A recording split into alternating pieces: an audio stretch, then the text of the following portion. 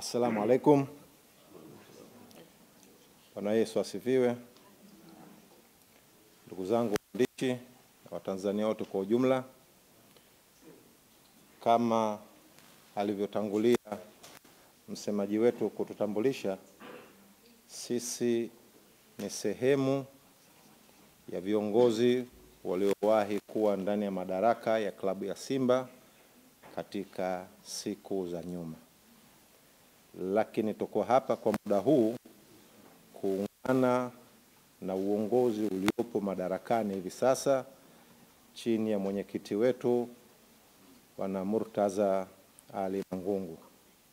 Tunaungana na wanasimba wote katika kuelekea mchezo wetu wa siku ya Jumatano dhidi ya Al Masry. Mchezo huu ndio roho, ndio kiini, ndio sababu, ndio nafasi pekee tuliyokuwa nayo ya kuweza kushinda kwa kufuzu na kuelekea katika nusu fainali.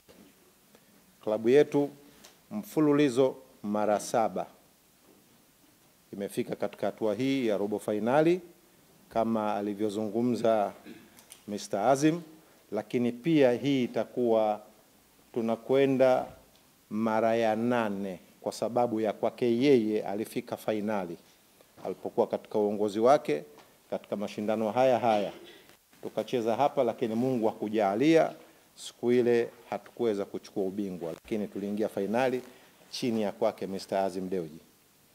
Kwa hivyo sisi tuko hapa kwa ajili ya kusema kwamba Simba ni moja na Watanzania wote ni wamoja. Wale ambao hawaitakii mema klabu ya Simba, tunawaomba siku hiyo wakae kwa kutulia kimya, wasijaribu kuleta vurugu, kuungana na watu wa aina yoyote ili kutaka kututoa nje ya mchezo. Hatutakubali na hatuko tayari kuona jambo hilo.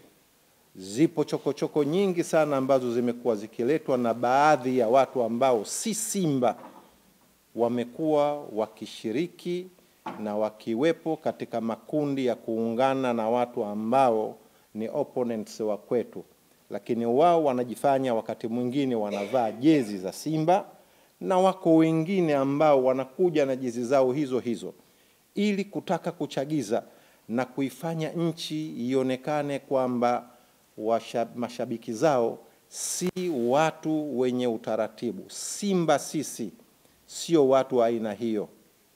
Ni waombe mashabiki wetu wote katika siku hiyo wasikubali kuwa wepesi wa kurejeshea vurugu za aina yoyote, kwani hatuko tayari kuona hilo. Sisi Simba tunaamini kwa uwezo wetu na utamaduni wetu na nidhamu tuliyokuwa nayo, tutavuka na tutakwenda katika hatua nyingine ya nusu fainali ili tuiache hatua hii ya robo fainali kwa pamoja na nguvu zetu sisi sote kwa pamoja.